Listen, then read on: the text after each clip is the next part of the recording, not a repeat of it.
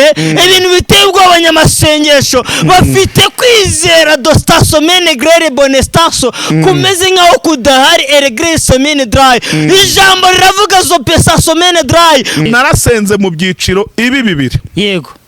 Mbwira Imana ndayibwira ngo Mana niba ibi bintu ndi kubona yego niba ari imbeba zisanzwe uzireke zibeho. Yego. Ariko niba ibi bintu ndi kubona atari imbeba nyambeba sanzwe nzi unyereka ikimenyetso cyo kubona intumbi yize imbeba. Yego.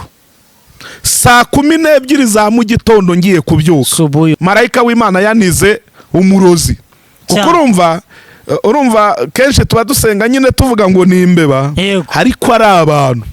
Birasobanuye ngo ubwo abantu babiri babigendeyemo kuko buriya byanga byakundi uyikubise ukayica cyangwa ugasenga nkuko data akayica uyikoreramo abapfuye abagiye nta nubwo abazanagaruka. Rero ndagira ngo mbwira abantu ko dukwiriye kugira ukwizera kuri hejuru y'ukwimbeba, sibyo? Dukwiriye kugira ukwizera kuri hejuru y'ukwimbeba n'inyoni n'ibisiga n'ibindi kuko twabihaweho ububasha. Hanyuma ukwizera kwacu kugasiga imisozi, kukarenga iminara, kukarenga amashyamba, ibiti birebire, kukarenga inyanja, kukayikoraho. Avuze ka kantu kitwa gukabakaba ku Mana, ukayikoraho ukagira kwizera gukabakaba ku Mana. Ya baba reka shagenda wintuburira amakuru twarayamenye ubu nta nyoni gisinziriye. Abantu twese twacanye ku maso. Ukeneye kugura cyangwa kugurisha, waba ukeneye se umuntu wizewe mwajya mukorana kugira ngo agufashe kuguhuza n'umuguzi wawe cyangwa se umugurisha wawe? Igisubizo cyarabonetse. Ushobora kutwandikira kuri 078 28 20 137 cyangwa se 078 55 75 194. Turanga amazu agurishwa ndetse n'akodeshwa, turanga ubutaka bwo guturamo ndetse n'ubutaka bwo gukoreramo ibikorwa bigiye bitandukanye, ndetse tugufasha kuguhuza n'undi wari wese imari yari yose waba ukeneye. Tandukana n'abandi bajyaga birirwa bagusiragiza umunsi ukarinda urenga kandi n'ubundi bikarangira ibyo washaka gutabibonye. Fata telefone yawe wiyicariye mu rugo cyangwa muri ofisi yawe ubundi uduhamagare. Gukorana natwe ni no stress. Ibikorwa byawe tubikora nk'ibyacu dushyize imbere ubunyangamugayo ndetse n'ubunyamwuga. Apusi izo bihunyira izo miserebanya ibyo bigendagenda wabyiri ubirara bidiha. Uwiteka ari hejuru y'ibyo bintu byose. Ijambo riravuga ngo sinzatinya ikibi cyose. Haleluya. Kuko Uwiteka ari mu ruhande rwanjye. Umubisha wanjye yabande niba Imana ne pesta sone grere vote stato penema iri mu ruhande rwawe enedarasika somini dry ntago ugomba gutinya ikibi cyose. Amen. Rero ibintu biteye ubwoba barokore ibintu biteye ubwoba abanyamasengesho bafite kwizera dostaso mene grere bonestaso kumeze nkaho kudahari eregre semene dry.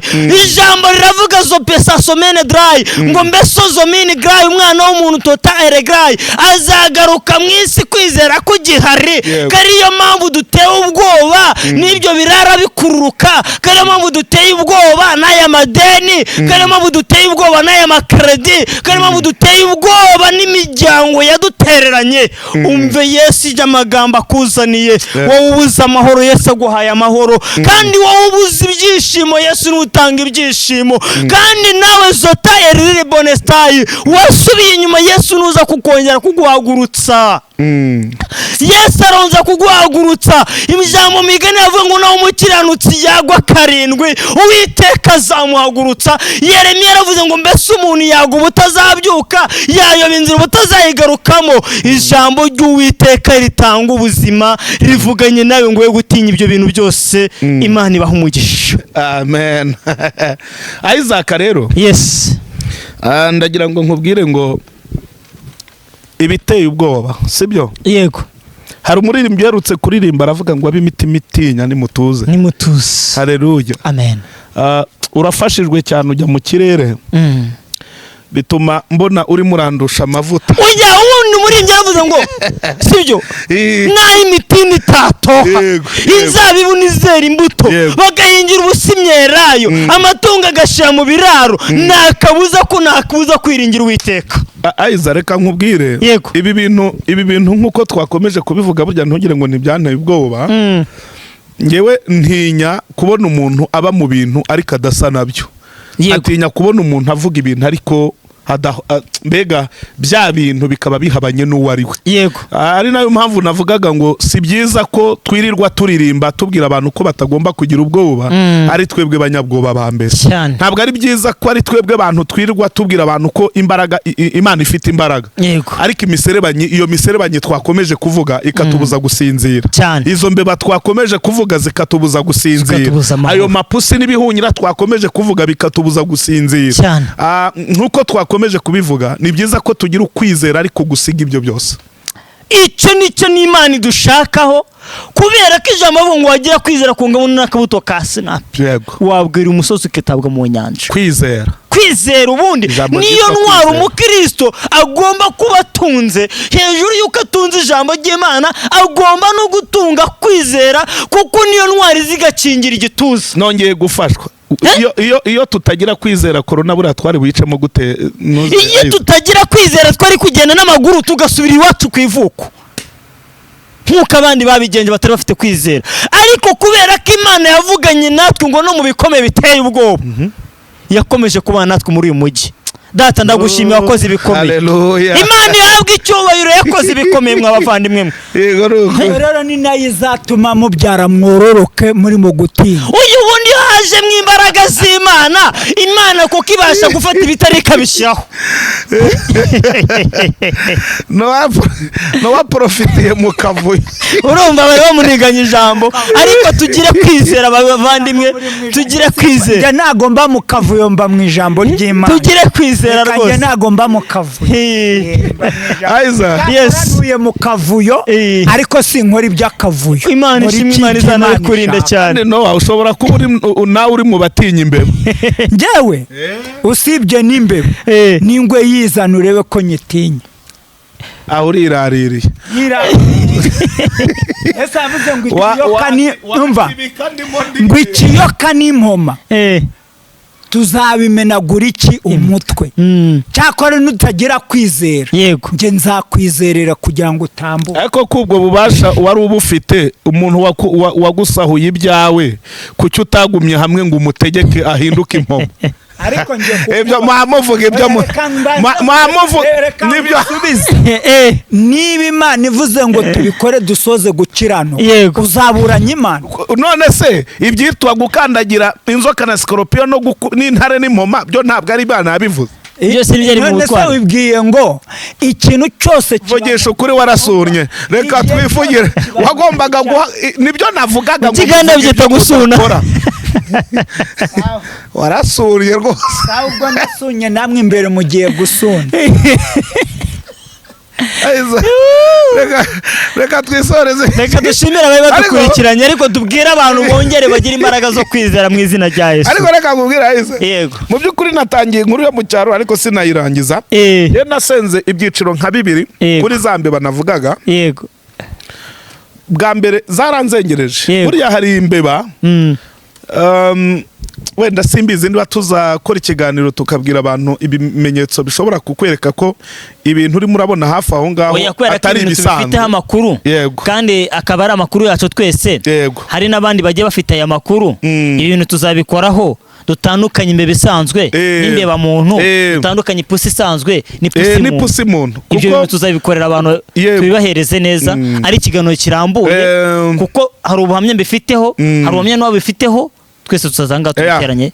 Bamwita inyamaswa muntu. Yego. Inyamaswa muntu niko Bibiliya ivuga. Ariko ndagira ngo nkubwire ngo mu byiciro 2 giye n'amaso yanjye nariboneye mpamagara data wa twese ibyiciro 2. Yego. Mpamagara iyera yo kabyara. Amen. Yica imbeba nta kindi kintu kibayeho. Icyo kiragikora. Kuko narasenze mu byiciro 2. Yego. Mbwira Imana ndayibwira ngo Mana niba ibi bintu ndi kubona yego niba ari imbeba zisanzwe uzireke zibeho yego ariko niba ibi bintu ndi kubona atari imbeba nyambeba sanzwe nzi unyereka ikimenyetso cyo kubona intumbi yize imbeba yego saa 12 za mu gitondo ngiye kubyuka subuyo mbyutse gutya saa 12 za mu gitondo nsanga intumbi y'imbe bigaramye aho ngaho muri saro. Icyo cyari icyiciro kimwe. Ikindi gihe ziragaruka ziranzonga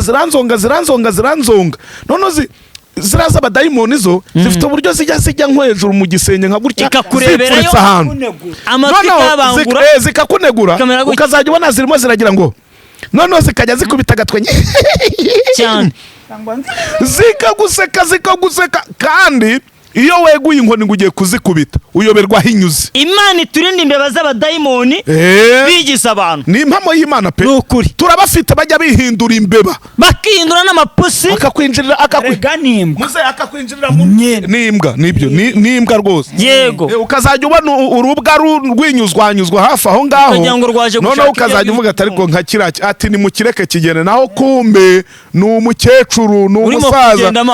Ni grand frère. Ni ya nshuti yawe irimo irarebuzwa.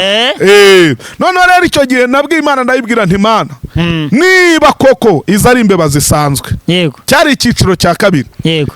Nongera senga isengesho nk'iryo nasenze cyage ndavuga ngo niba izi ngizi ari imbeba zisanzwe. Yego. Nukuri uzireke zibeho. Yego. Ariko niba ari imbeba zifite ubundi busobanuro bw'abadayimoni. Yego. Mbona intumbi yazo ubwanjye niboneye ibyiciro bibiri byazo nsanga mu gitondo marayika w'Imana yanize umurozi. Kuko urumva kenshi tuba dusenga nyine tuvuga ngo ni imbeba ariko ari abantu. Birasobanuye ngo ubwo abantu babiri babigendeyemo kuko buriya byanga byakundi iyo uyikubise ukayica cyangwa ugasenga nk'uko data akayica uyikoreramo abapfuye abagiye nta nubwo abazanagaruka. Rero ndagira ngo mbwire abantu ko dukwiriye kugira ukwizera kuri hejuru y'uko imbeba sibyo dukwiriye kugira ukwizera kuri hejuru y'uko imbeba n'inyoni n'ibisiga n'ibindi kuko twabihaweho ububasha. Hanyuma ukwizera kwacu kugasiga imisozi kukarenga iminara kukarenga amashyamba ibiti birebire kukarenga inyanja kukayikoraho. Avuze ka kantu kitwa gukabakaba ku Mana ukayikoraho ukagira kwizera gukabakaba ku Mana. Mu gitondo nasonye ijambo urafashijwe nanone birambwira ngo Yesu yafashe gakondo akora ku maso y'impumyi. Yego arayibwira ngo urimo urareba. Irambwira ngo nimo ndareba ibiti bigendagenda bimeze nk'abantu. Urumva yitaye ntago yari yakareba neza. Arongera ngakora ubwa kabiri arabwira ngo none nimo ndabona abantu bagenda kandi abona ibintu byose bimeze neza. Yego ahita avuga ngo none higendere. Dukwiye kugira kwizera kugera ku Mana kukayikoraho. Yaramubwiye ngo agenda atange n'ituro. Yego urumva buretse mbe ngiye kuko uyu ni umupasiteri atuzaniyemo amaturo. Reka tuwe twigere n'amaturo tuzayazana. Ihangane ingingo y'amaturo tuzayivugaho ubutaha. N'umuntu umaze gukira ashimira Imana kuko umuntu utari wacangwa ashimira Imana azana ibyo kugucurira. Mushumba ntabwo ako ntabwo kutabushyiramo karugondera ariko byanga byakunda dugire kwizera gukora kuri Yesu duhumuke. Ndashaka kuvuga iki kintu Aiza. Buriya uzi amakuru mfite uziriya mpumyi Yesu yatobeye akonda agashyiraho burya ngo yari yaravutse isimanse hose nka gutya. Ni ukuvuga ngo nta hantu yari afite nyine hagaragaza ko hari amaso. Ni ukuvuga ngo we yagize kwizera kumuhesha piyese z'amaso directly. Ni ukuvuga ngo by'uwo mwanya Yesu kariya kondo yagize niko mbega ni nko kumurema andi maso. Yesu yamuremeye andi maso. Ni ukuvuga ngo kwizera kwe kwamuhesheje imboni z'ako kanya ibihene by'ako kanya n'ibindi bintu by'ako kanya hanyuma ngo ahita atangira kureba. Hanyuma rero nibyo navugaga ngo niba dufite umugabo twizeye ubasha kuremeraho amaso uwo mwanya ni igiki gituma tudasinzira. Ni ikibazo gikomeye. Igiki gitumye imbeba zituma tudasinzira. Reka dusengera abantu bagire kwizera. Marie Jose bitumye tudasinzira. Reka dusengera abantu bagire kwizera. Bahereza amasengero.